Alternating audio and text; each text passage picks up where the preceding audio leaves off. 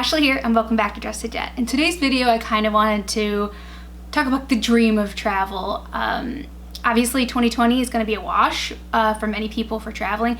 Well, for vacation, for sure, for anyone that's reasonable, and depending on where you live, of course.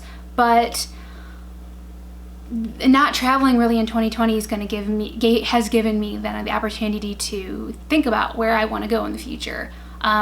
So I kind of have like the top 5 places I want to visit, in no particular order in the top 5 at this point anyway, but kind of the next kind of places I want to visit when I can travel again.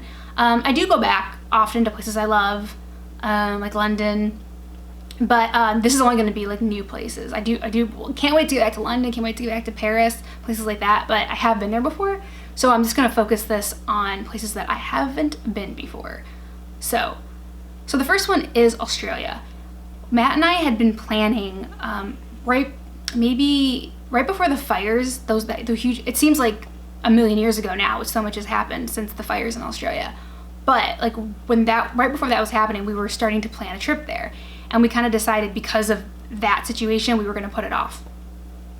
And so that's like been the closest we've gotten. And then my dad got sick and COVID happened, and so that really got pushed on the back burner. Any travel at all, but definitely somewhere that far away where it would take me a long time to get home to Ohio. I live in California, but to where my family is in Ohio if something happened to my dad. So we'd have to be somewhere closer. So yeah, for the fires, COVID, my dad's illness, all those reasons, Australia kind of got put on the back burner. But it's still a place we really want to go. I mean, I didn't even get to like the deep research and planning phase, because that's how I am. I'm like a deep researcher and planner. I have our date itineraries down to like hours every day, which some people were like, ew, that sounds awful. But it works well for us. We get to see everything we wanted in the best way possible, with the least amount of crowds and all that. So we like to travel that way. And I enjoy planning it. But Australia, so yeah, I really want to head out there and see Sydney and like Adelaide and Perth, and I don't even know, that would be a big trip, at least probably 2 weeks. So yeah, I just wanted to see all the different cities and maybe go out to the Outback. I don't know.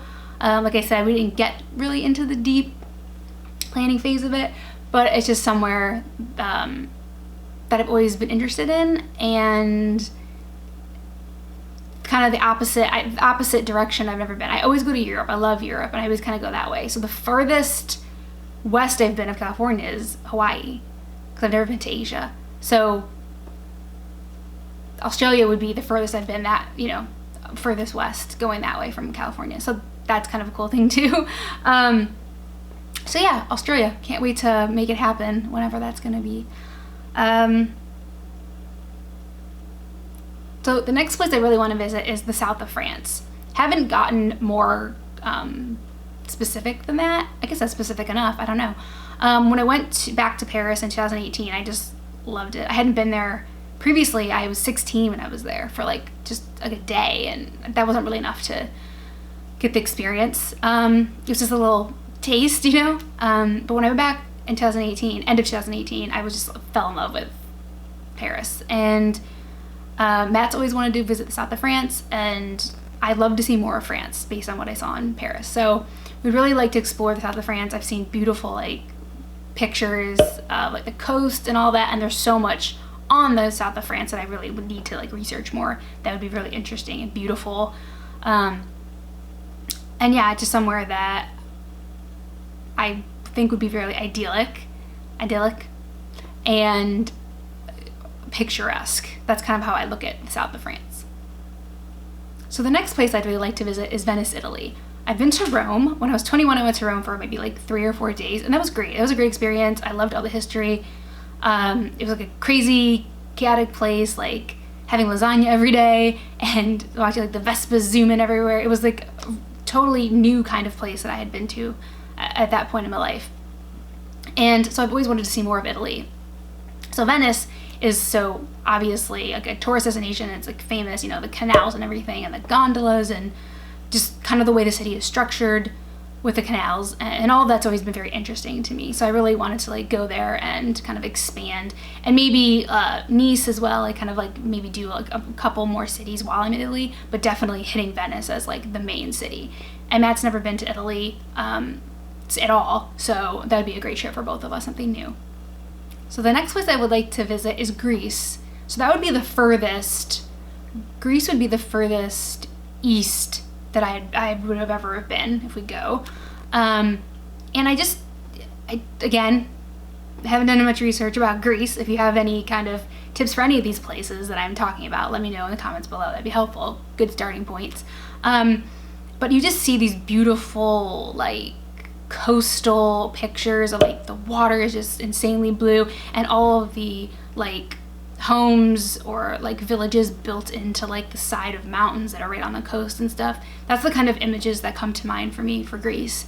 And it just looks beautiful and vibrant, and a culture that I haven't experienced. So I think Greece would be a really fun trip. So the last place on my list is Stockholm, Sweden. We almost went there. It was on a short list, but we ended up going to Berlin instead, which I loved. Berlin was amazing. So that's kind of been playing around on our list for quite a while, is Sweden, Stockholm. So, you know, it's still there playing in the back of my mind that I'd like to get over there and maybe hop around to the other Nordic countries as well. But I really would like to see Stockholm.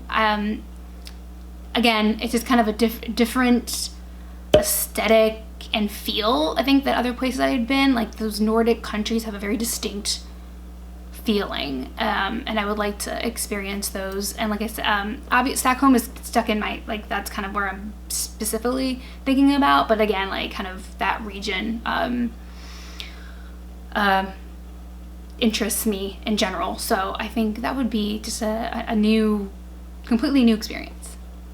Okay, so those are kind of like the next kind of 5 new places I would love to visit once we can travel again. Let me know where you would like to visit in the comments below once we can all get out of the house again. And also, there's a little subscribe button on the bottom of my screen here, and it stays there through all my videos. So if you're in the middle of a video and you want to subscribe, you can just click that and I'll take care of that for you. So thanks for watching. Bye.